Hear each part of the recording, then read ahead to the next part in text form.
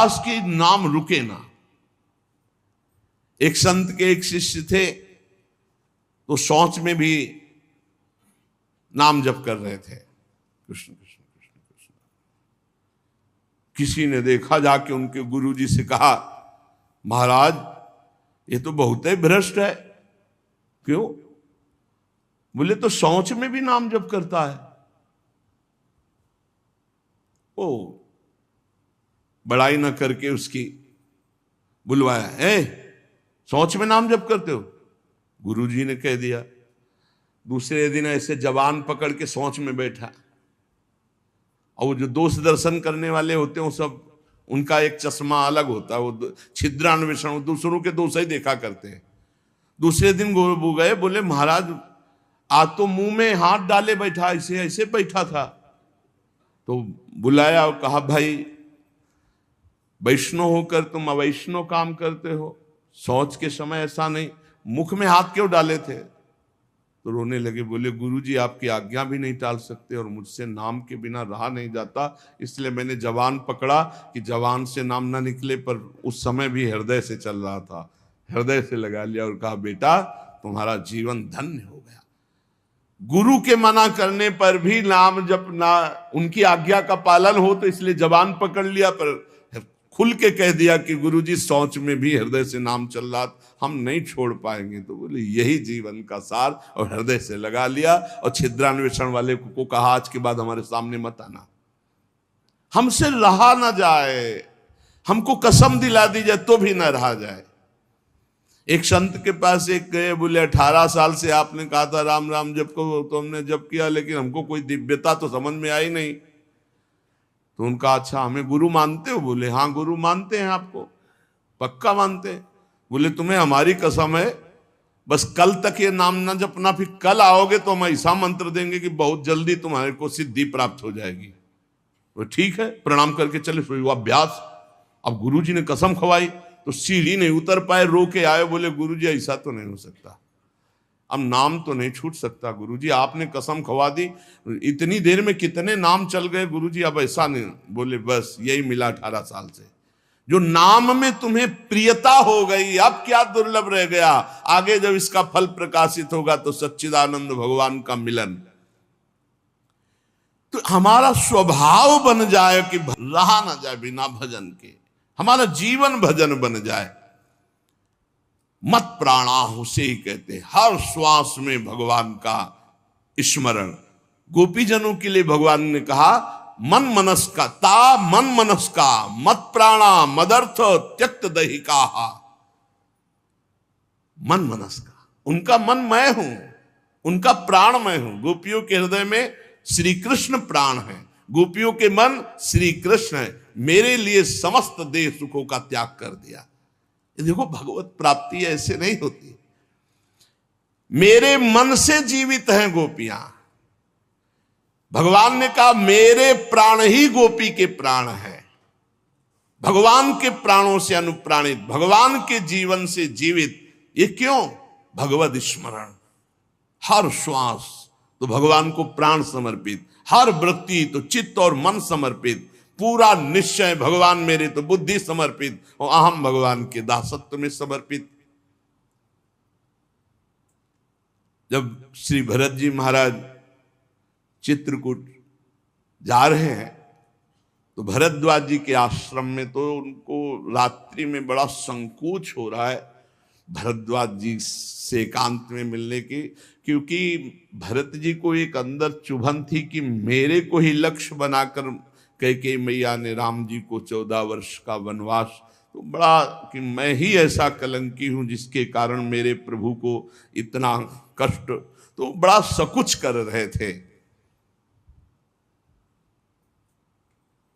और वहां चर्चा हो रही थी, भरत जी पधारे हैं तो कहा भरत सरिस को राम सनेही, जगु जप राम राम जप जेही।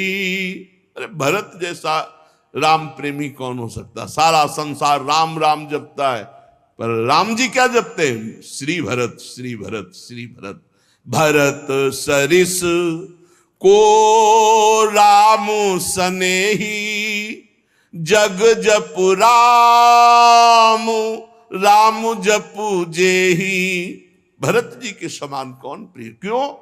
भरत जी जैसे राम जी को निरंतर जपते, ऐसे राम जी श्री भरत ऐसा जपते हैं।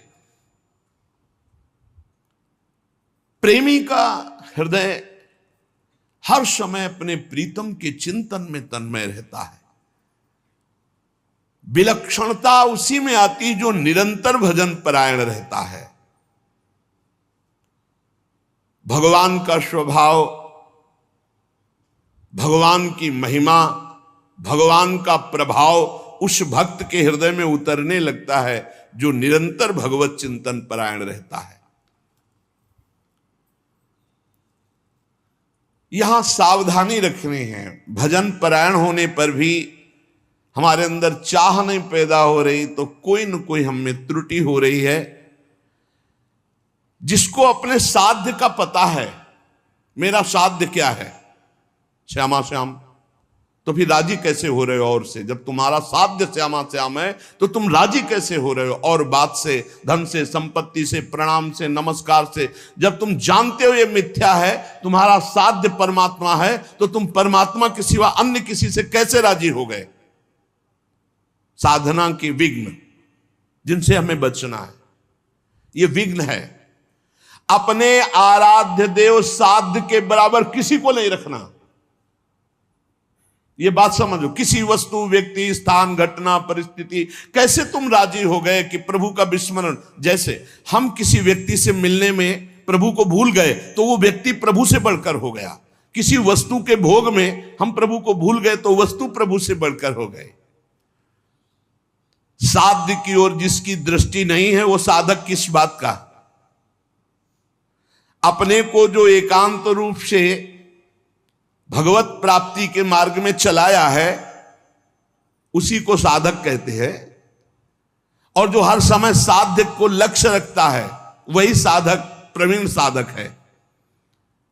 अपने कार्य में, अपनी साधना में, अपने मार्ग में दूसरे की तरफ ताको झाको मत, चुपचाप चलते रहो। साधक को हमेशा ध्यान रखना चाहिए, हमें कभी लक्ष्य को भूलना नहीं है। हमारा लक्ष्य क्या है? खड़े हैं तो हमारी दृष्टि बिल्कुल मंत्राकार, कार्य में है तो नाम जप। जी, जब पूछे क्या चल रहा है, आपकी कृपा से चल रहा है। उत्तर यही होना चाहिए, झूठ नहीं, सत्य ही होना चाहिए। लक्ष्य को भूल गए जिस मिनट, जिस सेकंड, उससे बड़ी हानि क्या है? तुम साधक क्या हो? हानि हरिवंश के नाम अंतर परे, का हनुमंत विपति प्रभु सोई, जब तो सुमिरन भजन न होई।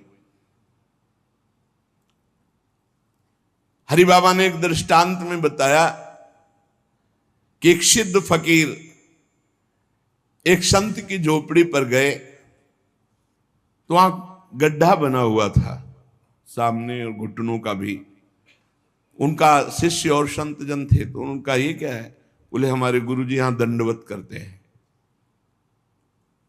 कहा ऐसे चिकने चट्टान में भी गड्ढा बन गया, इतनी दंडवतें करते हैं?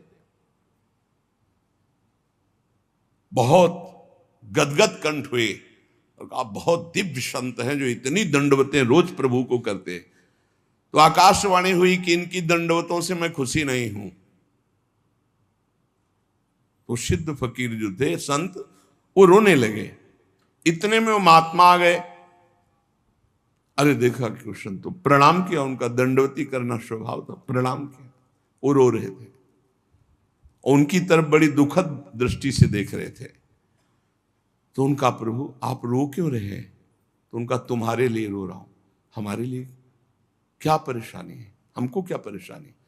बोले आप इतनी मेहनत करते हैं, इतनी दंडवत करते हैं और आकाशवाणी हुई है कि प्रभु आपकी दंडवतों से, नमन से खुश नहीं है। वो नाच पड़े। बोले सच्ची? बोले हाँ। बोले प्रभु ये तो बड़ी खुशी की बात है कि मैं दंडवती करता हूं, प्रभु को ही पता है, प्रभु देख रहे हैं कि मैं उनको दंडवती करता, इसमें रोने की क्या बात है? ये तो बहुत खुशी की बात है। वो खुश हैं कि नहीं खुश, इसका परिणाम मिलेगा कि नहीं। सबसे खास बात है कि हर दंडवत वो हमारी देख रहे हैं, हर दंडवत बड़ा आनंद से प्रफुल्लित होकर अब वो रोने लगे, आनंद अश्रु इस बात से कि प्रभु मेरी हर दंडवत को देख रहे हैं, स्वीकार करें ना करें लेकिन मेरी दंडवत को देख रहे हैं, मेरी साधना को देख रहे हैं। थोड़ी देर में यह आकाशवाणी फिर हुई, ऐ संत मैं तुम पर बहुत प्रसन्न हुआ, तुम जो चाहो मांग सकते हो। तो जो सिद्ध महापुरुष आए हुए थे उन्होंने कहा अभी तो आपने आकाशवाणी की थी कि इनकी बंदगी इनकी दंडवत से आप प्रसन्न नहीं, अभी आप कहते हैं मैं बहुत प्रसन्न हूं, तो इतनी देर में कौन सी साधना हो गई? बोले इतनी देर में जो इनका अपनापन मेरे लिए है, उमंग है, वो इनकी जो जागृत हुई, उसी उमंग और अपनेपन से मैं बहुत प्रसन्न हो गया और इनकी साधना पूर्ण हुई। एक क्षण लगता है, हमको ये नहीं देखना कि इसका परिणाम क्या होगा, हमको अपनी दिनचर्या अपनी नियमावली करना, इसी से भगवान भी कह दे मैं प्रसन्न नहीं, तो ये बात तो है कि आप देख रहे हो ना, बस इतनी बात बहुत है, आप देख रहे हो बस। शनै शनै रूपरमेद बुद्ध्या धृति गृहीतया आत्मसंस्थम मनः कृत्वा न किंचिद चिंतयेत। धीरे धीरे ऐसा अभ्यास बनाओ, सब जगह से मन को बार बार हटाकर नाम में लगाओ और कुछ चिंतन ही न हो, अपने प्रभु का भजन। दूसरी किसी वस्तु व्यक्ति चीज का चिंतन ना होने पावे, जहां जहां मन जाए वहां वहां से हटा करके अपने लक्ष्य में अपने प्रभु में। साधक धैर्यवान होना चाहिए, विश्वासी होना चाहिए, विचलित नहीं हो जाना चाहिए कि अरे बहुत प्रयास किया मन नहीं लगा। नहीं, हम प्रयास करते रहेंगे। जब हम रात्रि में टहलते हैं तो एक राधा राधा राधा राधा राधा राधा राधा राधा राधा राधा राधा राधा ये ऐसे आवाज आती है, वो कोई साधक करते हैं, बहुत अच्छा लगता है कि मानो 1:45 2 बजे नींद आ जाए, खड़े हुए बालकनी में नाम राधा राधा राधा राधा राधा राधा राधा राधा। अरे यहां मेहनत करनी, मेहनत करके प्रयत्न करके हमको अपना मन भगवदाकार बनाना, चिंतन परायण बनाना। बहुत अच्छा लगता है जब साधक कोई साधना में प्रवृत्त होता है। थोड़ा जाग, अपने स्वरूप पे जाग, इन सबको झटका मार। बहुत जोर का तुम्हारे पास करंट पावर है भगवान का, तुम में जो शक्ति है उसको जागृत करो। बहुत शक्तिवान हो तुम, साधारण नहीं हो, भगवान के जन हो। जब तक हमारी भजन में रुचि, भजन में प्रवीणता, हम भगवान को अपना जीवन दे दें, ये जीवन केवल भगवान की प्राप्ति के लिए है, तो भगवान हमको वैसे संग करवा देंगे, वैसे ही भजन मिला। एक चीज तो समझ लो, साधक वही जो जिद्दी स्वभाव का, ये बात समझ लो, साधक वही जो जिद्दी, भजन में जिद करके लगना पड़ता है। जैसे भजन में पूर्व में था कि बैठे थोड़ी देर भजन हुआ, फिर नींद आने खड़े हो गए और टहल रहे हैं, बाहर निकल करके टहल। हमें नींद में समय बर्बाद नहीं करना। एक नियत समय तुम्हें दे दिया देह को सोने का, 5 घंटे 4 घंटे 3 घंटे, जितना अभ्यास में ले पाए। इसके बाद अब नहीं कि तुम झटका मारो। हर प्रयास किए, ठंडा पानी बिल्कुल ठंडा रख लिया है, सर्दी में कंबल ओढ़ा नहीं, पूरा अब ठंडी में कांप, अब नींद आवे, लड़ा जाता है। बहुत आनंद का विषय है जिस मार्ग में आप चल रहे हैं। अपने आप को भगवान के चरणों में समर्पित करके निरंतर भजन का अभ्यास, तो तेषाम हम समुद्धरता मृत्यु संसार सागरात भवामि न चिरात पार्थ मैयावेशित चेतसाम। इस शब्द पर ध्यान करो, मैयावेशित चेतसम, मेरे में आवेश चित्त वाला। भजन का आवेश हर समय बना हुआ है, भजन का आवेश और कोई चाह नहीं। एक रबिया जी बड़ी संत हुई है, उन्होंने कहा कि अगर मैं स्वर्ग चाहूं तो मुझे जरूर नरक भेज देना प्रभु, अगर नरक से बचना चाहूं तो और भयानक कष्ट देना प्रभु, पर यदि आपको चाहूं तो छुपना मत। अगर आपसे और कुछ चाहूं, सुख चाहूं तो दुख दे देना, स्वर्ग चाहूं तो नरक दे देना, अगर हमारी नरक ना जाने की इच्छा हो तो और भयानक कष्ट दे देना, लेकिन यदि मैं भजन चाहूं और आपको चाहूं तो इसमें धोखा मत कर देना। मैं आपको चाहती हूं, आप हमारे हृदय की बात जानने वाले हो। साधक जब इस मार्ग में चलता है तो उसको प्रलोभन और भय, ये दो चीजें माया भेजती है, ध्यान रखना। साधक इस मार्ग में जब चलता है तो प्रलोभन और भय, कोई भी हो, पार्वती जी तपस्या कर रहे हैं भगवान शंकर के लिए, भगवान शंकर से प्रेरित होकर सप्तऋषि आए। अब महादेवी ध्यानस्थ थी, जब ध्यान खुला तब प्रणाम किया और कहा, देवी आप तपस्या में संलग्न है, बहुत कठोर तप कर रहे, बहुत कठोर तप, सूखे पत्ता एक ऐसे बिल्व पत्र पा लिया, बस अपर्णा नाम पड़ा माता जी का, बहुत कठोर तप, किसके लिए कर रहे हो? तो उनका भगवान शंकर को पति बनाने के। हंस पड़े सब। हंस पड़ना होता है मानो उपहास करना किसी बात, भगवान शंकर को पति। अरे बरगद के पेड़ के नीचे रहते हैं महाराज, चिता की भस्म लगाते हैं, बागंबर धारण करते हैं, कोई इतनी बड़ी तपस्या। देखो, हम वैकुंठनाथ भगवान श्री हरि से आपका ब्याह करा देंगे। पार्वती, कोटि जन्म लग रगर हमारी, बरौ शंभुनता राव। साधक प्रलोभन नहीं, प्रलोभन नहीं। प्रलोभन क्या हुआ? वैकुंठनाथ। प्रलोभन नहीं, भय, भय दिखाया जाता है। जब ध्रुव जी महाराज चले तो नारद जी आ गए, भय दिखा, अरे महामुख मुख। प्रहलाद जी, नारद जी, बड़े बड़े महाभागवत, इनके जीवन में देखो प्रलोभन भय किस किस कोटि के आए, लेकिन अपनी निष्ठा छोड़ी। दुलार करता हुआ हिरण्यकश्यप कहते, छोड़ दो इस हरि की बात और जो तू चाहे प्राप्त कर ले। और भय तो कितना भयानक दिया। साधक जब इस मार्ग में भजन की जिद पकड़ लेता है, तब उसके हृदय में पूर्व में जो भोग इच्छा रही है, बहुत ध्यान से सुनना, वो फ्री भोगने को एकांत में मिलने का संयोग माया बना देगी। प्रलोभन, पूर्व में कोई भी भोग इच्छा रही है, सबसे पहले भजन की तन्मयता में वो भेजी जाएगी, भोगो इसे, फ्री, कोई विघ्न नहीं। आपको लगा हाँ हाँ ये तो मैं चाह ही रहा था, मारे जाओगे। आपका भजन लुट जाएगा, वो वृत्ति लुट जाएगी। भोगेश्वर प्रसक्ता नाम तया प्रहृति चेतसाम व्यवसायत्मिका बुद्धि समाधो न विधीयते। आपका थोड़ा सा अच्छा भजन होने लगेगा तो आपके पास भेजे जाने लगेंगे लोग। ध्यान से सुनिए, बड़े भजनानंदी है, लियो सेव अंगूर, ये ले वो ले, ये रुपया की गड्डी, कभी कोई जरूरत हो फोन नंबर ले, ये ले फोन हो, उसमें ये भगवान की माया आपके भजन की एकांतिक वृत्ति को छीनने के लिए व्यवस्था भेज रही है। ये तुम्हारे भजन का फल नहीं है, भजन का विघ्न है। बहुत से भक्त बनने लगेंगे, आपका पूजन करने लगेंगे। बहुत खतरनाक खेल है, बहुत समझ के। पूजा अच्छी लगने लगी, फल फूल अच्छे लगने लगे, रुपया पैसा अच्छा लगने लगा, फोन नंबर अच्छा।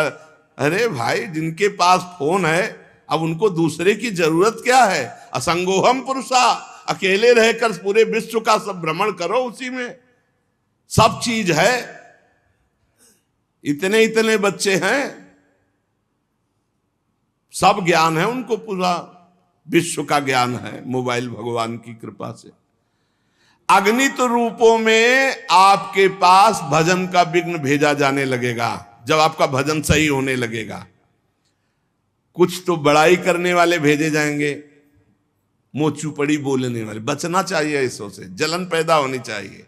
जब माया ये जान लेती है कि भगवान बनना चाहता है, तो वो मायापति तो सिर्फ भगवान ही है, वो ऐसे प्रश्न फेंक देती है कि वो अपने आप चिल्लाने लगता है कि मेरे जैसा अधम कोई नहीं है। बड़ाई सुनकर अच्छी लगने लगे, साधन मार्ग के पथिक को बच के, साधन की सिद्धावस्था है, सबके चरणों में वंदना करो, सब इष्ट रूप है, हम सबके दास हैं। सो अनन्य गति जाके असमति न टरे हनुमंत, मैं सेवक सचराचर रूप स्वामी भगवंत। कहीं धोखे में मत आ जाना। मान देने वाले, पूजा करने वाले, फूल चढ़ाने वाले, प्रलोभन देने वाले, ये तुम्हें भ्रष्ट करने आए हैं, तुम्हें ऊंचे उठाने नहीं आए, ध्यान रखना। जो बड़ी बड़ी बातें आपके सामने प्रशंसा की करें, आप सुनो तो जान लेना ये भ्रष्ट करने के लिए माया ने भेजा है। ये माया का पार्षद है। मुझे राधा राधा राधा राधा, सावधान, हे हरि बचाओ, हे प्रियाजू बचाओ। अगर इनसे बच गया तो आगे सिद्धियां आती है। सिद्धियां किनको आती हैं? जो इन सब से बच गया। अगर सिद्धियों से बच गया तो बड़े बड़े देवता हाथ जोड़कर खड़े हो जाते हैं और कहते हैं आपको जो सुख चाहिए, आप देवलोक चलो, अभी आपको भ्रमण कराते हैं, आप जो सुख चाहिए। जब मृत्यु लोक चाहो मृत्यु लोक में कोई जान नहीं पाएगा, जब चाहो देवलोक, जब चाहो जिस लोक का भोग, क्योंकि भगवान को प्राप्त करना चाहना, भजन करना, भगवान को प्राप्त करना चाहना, तो उसकी चाह को बदलते हैं। देवता लोग हाथ जोड़कर खड़े हो जाते हैं, बड़े बड़े देवता लोकपाल उसके सामने आने लगते हैं। आप वरुण लोक चलो, आप इंद्र लोक चलो, आप वायु लोक चलो। साधक भय और प्रलोभन आखिरी तक, जब तक भगवान के दर्शन न हो जाए, कुछ स्वीकार न करे। इनसे बचा रहेगा तो भजन सफल हो जाएगा। एकनिष्ठ साधक ही जीत सकता है इन प्रलोभन और भय से। अपने गुरुदेव को आदर्श मानकर बस उनकी आज्ञा पर छुप करके, अपने आप को छुपाकर भजन करके भगवत साक्षात्कार कर ले। फिर भगवान जब करवाना चाहते हैं जगत मंगल, फिर वो सारी जिम्मेवारी उनकी होती है। हमारा मार्ग कैसा है ये हमें केवल गुरुदेव से देखना है और किसी व्यक्ति से सलाह नहीं लेनी। फिर हमें कोई बुरा कहता रहे तो हमें कोई परेशानी नहीं, क्योंकि हम गुरुदेव से मिलकर चल रहे हैं बस। साधक मार्ग पर चलने वाला है, अभी सिद्ध तो हुआ नहीं, इसलिए उसे कभी भूलकर कोई दूसरा भरोसा नहीं कर लेना है। भरोसो जाहि दूसरों सो करो। अगर किसी का भरोसा कर लिया तुम्हारा मार्ग रुक जाएगा। भरोसो जाहि दूसरों सो करो। मोही तो सावन के अंधे जो सूझत रंग हरो ही हरो। हमारी महारानी, हमारी लाडली जो जैसे रखे वैसे हम महानता आनंद का अनुभव करेंगे।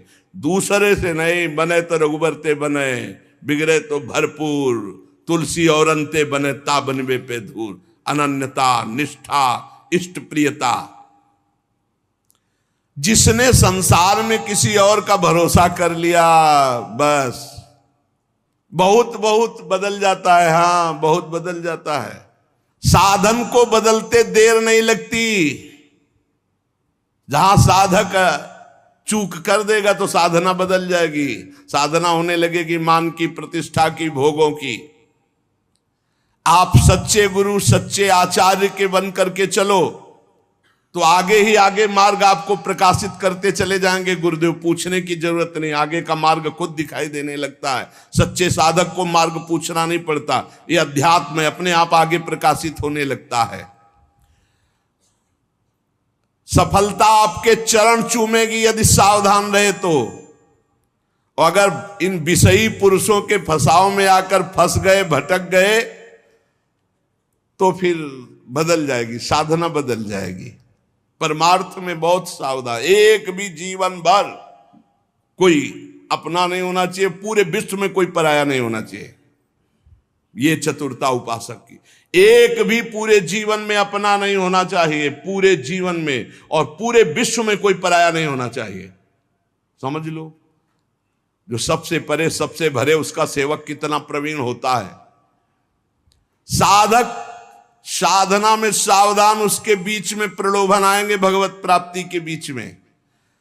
चाहे वो सिद्धियों का चाहे देवताओं का हो, लोक की तो बात ही क्या, केवल अपने इष्ट के लिए जो धुआंधार भजन में लगा हुआ है, कहीं विश्राम नहीं, कहीं कोई चाह नहीं, वो निकल जाता है।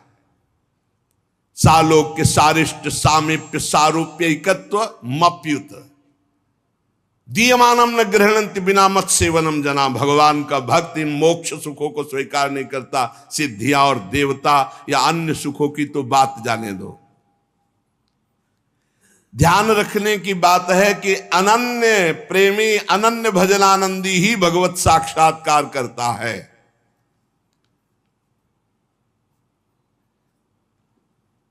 जब भजन सही होने लगता है तो फिर इसके बाद एक नशा चढ़ता है, तो उपदेश देने का मन शुरू हो जाता है।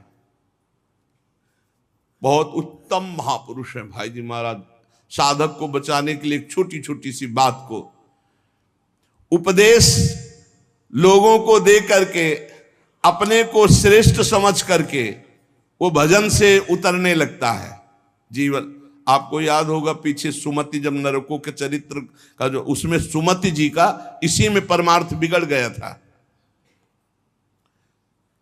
थोड़ी भी बात अभी जीवन में अध्यात्म की आई नहीं, उपदेश शुरू कर दिया तो भ्रष्ट हो जाओगे, नष्ट हो जाओगे। एक संत गए थे श्री सीताराम ओंकारनाथ जी महाराज जी के पास, तो देखा और कहा कि क्या करते हो? तो उन्होंने कहा कि उपदेश का प्रवचन। तो उन्होंने कहा था वैसे है मंगलमय कार्य, लेकिन भ्रष्ट होने में देर नहीं लगेगी। ये सिद्ध पुरुषों का जो भगवत प्राप्त महापुरुष है, उनको अन्य साधक इस चक्कर में न फंसे। भगवान अगर इतनी सामर्थ्य दिए तो बात अलग। भगवान की चर्चा करना बहुत अच्छा है, भाई जी महाराज कह रहे, सुनना अच्छा है, लेकिन इसके बाद का जो परिणाम है, प्रणाम नमस्कार वाह वाह यश कीर्ति, वो तुम्हें भ्रष्ट कर देगी यदि भगवत प्राप्ति नहीं हुई है। बहुत बुराइयों को अवकाश मिल जाता है प्रवचन करने वाले पर आक्रमण करने का। अच्छे से फुर्सत में हमारी बात चिंतन करना, एकांत में। भाई जी कह रहे वास्तविक लाभ से वंचित हो जाओगे यदि भगवत प्राप्ति नहीं हुआ, प्रवचन शुरू कर दिया तो। जब तक जीवन में सत्य उतर न जाए तब तक प्रवचन न करे। इसलिए प्राचीन काल की गुरु परंपरा थी कि गुरु उपदेश करते थे और गुरु लायक देखकर उपदेश करते थे।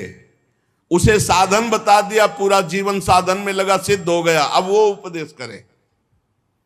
ऐसा नहीं कि यहां प्रवचन सीख कर प्रवचन किए जाए।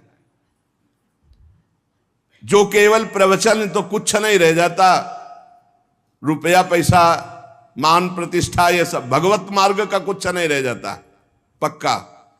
गुरु कृपा पात्र जो केवल कथयंति च माम नित्यम तुष्यंति च रमंति च, ये अलग मार्ग है। पहले भरपेट खूब खा ले, अर्थात भगवदानंद की अनुभूति कर ले, तब प्रवचन करे, नहीं कोई सफलता हाथ नहीं लगेगी। साधक को इस प्रवचन रूपी व्यापार से बचना चाहिए। हम पहले खूब अच्छे से काम क्रोध लोभ मोह मद पर विजय प्राप्त करके भगवदानंद में डूब जाएं, वो आगे की बात भगवान क्या करवाएंगे। पहले हम में आचरण उतार ले। एक बार द्रोणाचार्य जी ने सब से कहा कि एक बात सीख लो, कोई मारे भी तो गुस्सा नहीं करना है। ये बात सीख लो, यदि तुम्हें उत्तम मार्ग का अनुसरण करना है, महापुरुषों के मार्ग में चलना है, तो तुम्हें मारे भी तो गुस्सा नहीं करना है। सीख लिया? सबसे पूछा जी क्या सीखा? हमें कोई मारे भी तो गुस्सा नहीं करना है। युधिष्ठिर जी से खड़े हो, क्या सीखा? बोले नहीं सीख पाया। सबने एक स्वर में सुना दिया, तुम क्यों नहीं सुना दिए? बोले नहीं सीख पाया गुरुदेव। दूसरे दिन खड़े हो, सीखा? क्या हम बोले थे? बोले नहीं सीख पाया गुरुदेव। 7 दिन तक पूछा, बोले डंडा लाओ, और 5-7 बेत मारे। बोले सीखा? बोले हाँ गुरुदेव सीख गया। क्या? कि कोई मारे भी तो गुस्सा नहीं करना चाहिए। बोले क्यों, आप क्यों? बोले आपने मारा ना और मुझे गुस्सा नहीं आया ना, तो अब सीख गया। हम केवल वाणी से थोड़ी बोलते कि मारे कोई गुस्सा, आपने मारा ना, अभी तक मार लगी नहीं थी, आपने मारा और मुझे गुस्सा नहीं आया, अब मैं सीख गया कि कोई मारे भी तो गुस्सा नहीं हो। अर्थात जो उपदेश है वो पहले आचरण में आना चाहिए, वो हमारी परिपक्वता होनी चाहिए। धर्मराज युधिष्ठिर कभी मिथ्या नहीं बोलते। आपने सिखाया कोई मारे गुस्सा नहीं आना, तो अब पहले हमारे मार लगे हो, मुझे गुस्सा ना आवे तब मैं बोलूंगा। कोई मारे फिर भी गुस्सा नहीं आना चाहिए। तो हर रोज हम बड़ी महिमा की बात कह रहे हैं, वही सत्संग सुनाते हैं घुमा के, चाहे शब्दों का अंतर हो, सत्संग वही होता है। क्योंकि नई बात आएगी कहां से? शास्त्रों में जो है वही तो सुनाएंगे, परमार्थ की बातें घुमा फिरा कर हजार हजार बार वही हम कहते हैं। कहने का तरीका भले अलग हो, लेकिन हजार हजार बार वही बात हम कहते हैं। आपने स्वीकार किया जगत मिथ्या है, भगवान सत्य है, स्वीकार किया आज तक? नहीं। स्वीकार किया सब में भगवान ही भगवान है? नहीं। स्वीकार किया कि एक मिनट भी भजन से बिलग नहीं होना? नहीं। और यही बातें तो घुमा घुमा के कही जाती है। तो क्या केवल सुन रहे हो, उसे गुण नहीं